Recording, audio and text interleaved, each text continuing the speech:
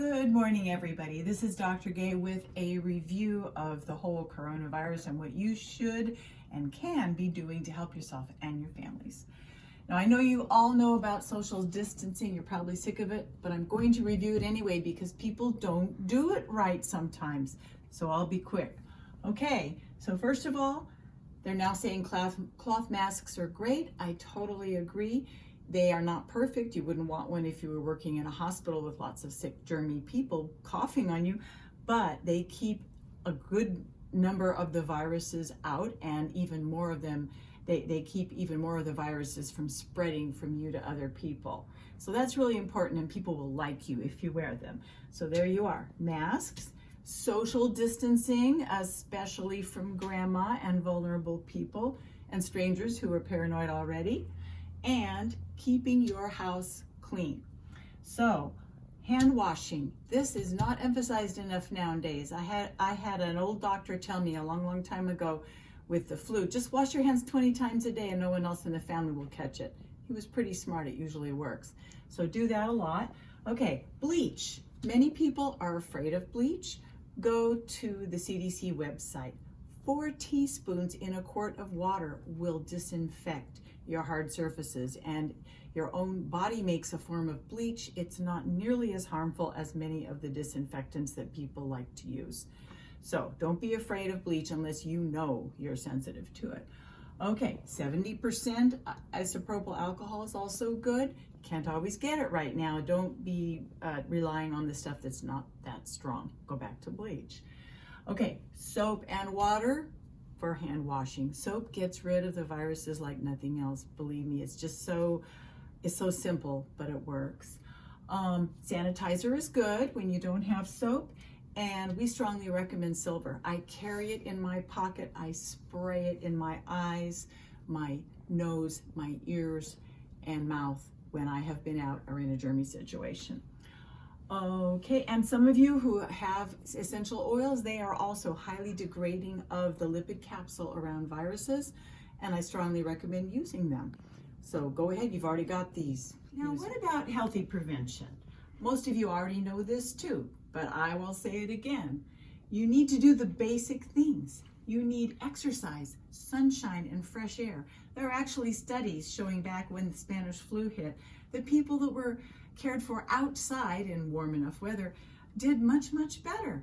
The sun kills viruses, the fresh air, it's just good for you. So go outside, don't sit there in front of your screen all day and feel sorry for yourself. Be sure you get enough sleep. Just because you're home doing not a whole lot doesn't mean you get to stay up till 2 in the morning and then sleep in till noon. That's not good for you. We all know that. And good attitude. I cannot tell you how important this is. Interestingly enough, one of the things that I notice, as soon as you start getting sick, as soon as I start getting sick, my attitude goes down. Being sick starts to affect your attitude. Well, it's also true that having a good positive attitude can make you less susceptible to getting sick, and you're much more pleasant to be around if you have a good attitude. Someone will have to help you, so keep it nice. Now, what about healthy food? First of all, the no-nos. Basically, it's just no processed, no sugar. Listen, folks, I went to the grocery store when the first panic hit, and of course there was no toilet paper, but there was organic food on the shelves where I live. That's really sad. The organic food should have been what is gone, but oh well. Those of us who know and value organic food are lucky in that sense. Sugar is so important. It paralyzes your immune system. A teaspoon or 2 of sugar puts your white blood cells to sleep for hours. Do you really want to do that to yourself now? Do you really want to let your children be vulnerable to that? No, of course not. Just look at your kids and your spouse or whoever and say, no, this is a national emergency and you are not having sugar. So what do you eat? The same things we always say: unprocessed food, organic fruits and vegetables, some of them raw if you tolerate because they're more powerful for the antioxidants. Grass-fed, organic meat, butter, and eggs. These things are so important for giving your immune system the protein that it needs to make those antibodies and those white blood cells. You don't have an immune system unless you eat healthy food. Drugs don't work unless you have a decent nutritional status. So eat your healthy food. Now let's talk about what you already have in your house or easily available at the grocery store that is actually going to help you be healthier and fight the virus. Fresh ginger. Not only is it good for you in general, but if you start to get sick, you can make fresh ginger tea, and it's incredible for clearing your respiratory passages, and it's actually a medicinal treatment. So make friends with it now. Try putting it into things your kids will eat. The powdered ginger does not have the same effect. Fresh ginger should be in the supermarket, right there next to all that organic food that nobody's buying. Elderberry. Many of you have elderberry syrup, and there may be some question in your minds as to whether it's okay. There's been some controversy on the internet. I have researched this along with echinacea, and I am fully convinced that it's fine to use elderberry and echinacea. They're both excellent. They help prepare your immune system. It's as if you're stocking up on toilet paper for when you're going to need it. They do not overamp your immune system, except in a very tiny number of people who already know who they are. Lemons, fresh lemons. They're highly purifying. They help your body process. They keep you hydrated. They're very good for you. Oranges. You can take the peel of an orange and make a hot tea from it. You can boil it, and you can put it in a bowl on the table and stick a towel over your head and inhale those fumes, and it will clear your respiratory passages. You will feel so much better. These are things that are better than drugstore that you can do at home. Salt baths. These help you feel better, especially if you're a little chilly, maybe starting to get feverish, low energy. A hot bath with sea salt or Epsom salts, which many people have available, can really be helpful. Take that bath, wrap up, go to bed. Green tea. A lot of us have it, a lot of us like it. It's actually a wonderful herb. It has antioxidant properties that help you in every way to fight any kind of infection, including this one. Garlic. Some people make tea of it. I haven't tried that yet, but I'm told it works. But I do know what works. If you're starting to get sick, you can smash it up. You can mix it with a little bit of honey and get it down that way, even down children. And it's highly antimicrobial, antiviral. Very, very good for you. And it's probably sitting in your refrigerator. And if it's not, it's at your supermarket. Onion, basically same thing, highly antiviral. Peppermint. Some people have it in their garden, some people have the essential oil, or you might have the tea. Hot teas like peppermint and green tea help your body open up the pores and sweat and open up the airway passages and help the whole body just clean itself. It doesn't have to be labeled as a medicine to be good for you. And finally, cayenne. I don't know if you just add it to your gumbo or what, but it's highly antimicrobial. We've used it for strep throat along with garlic, and it works very well. So you have to be careful how you add it in because it's so hot, but you could probably mix it with that honey. These are all things that could be in your cupboard that could help you even if you couldn't go out and get anything. Okay, now we're going to talk about some nutritional requirements that most of my patients have had addressed because we do it on the first visit. But if you're not a patient or have been a little slack, you better think about these things. The first thing is minerals. There are many, many forms of minerals. You probably have some form of minerals at home. And if you have them, you should take them. Calcium is very important for the immune system. And for viruses, particularly, we're interested in having selenium and zinc. Now, those are available in many forms. I jotted down a formulation that we have at the office, but we probably have 10 other formulations. If you're one of my patients, you probably have some already. Most Americans are deficient in minerals because our soil is, a bit deficient, and also we haven't eaten them the way we should.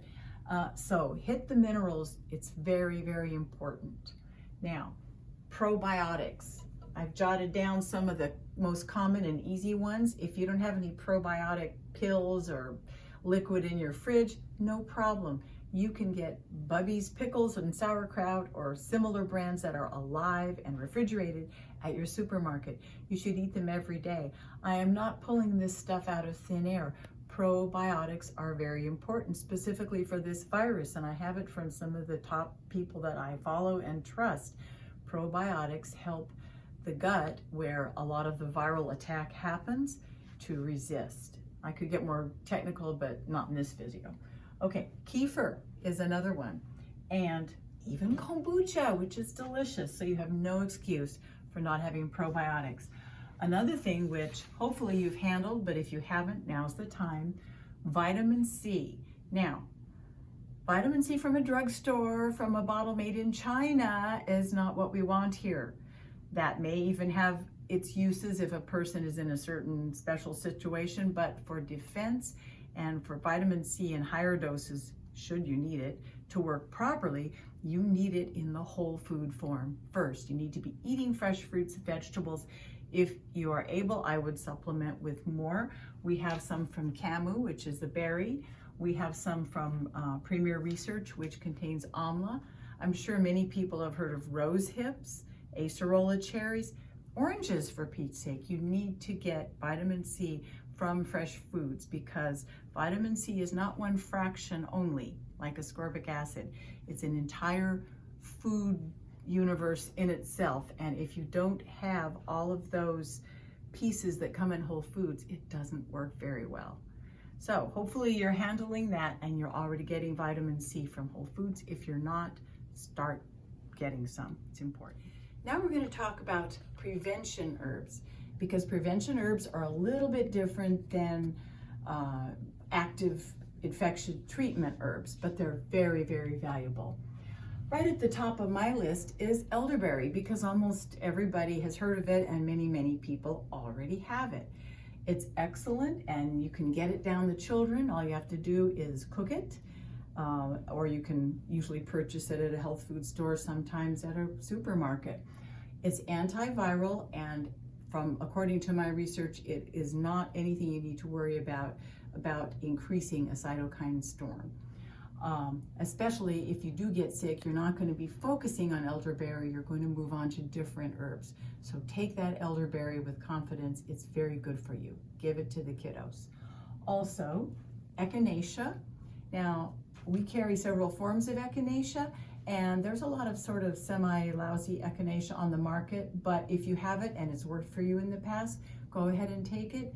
Echinacea and elderberry and some of these other medicinal like medicinal mushrooms, astragalus, ginseng, that kind of thing. They're very common and well-known herbs. They don't specifically attack the virus, but they prepare your immune system to attack the virus. It's like storing ventilators or masks, or having lots of toilet paper in your bathroom. They help your cells get prepared, so it's a good idea to take them now. And then if you do get sick, you can move on and prioritize other herbs. But you probably have some of these. I want to say a word about mushrooms, because they have funny names. Cordyceps, Houtunia, Ganoderma, Shiitake, turkey tail. Epimune is the name of a turkey tail product we like. Reishi. There's all kinds of products with mushrooms. We have several. And there's been studies that show that along with echinacea and elderberry, these mushrooms prepare your immune system to really go to war should it need to, but it doesn't overstimulate it in the process. And I forget the details right now, but the little mice that ate the mushrooms recovered much better than the ones that weren't given any mushrooms. So anyway, make friends with your immune building herbs.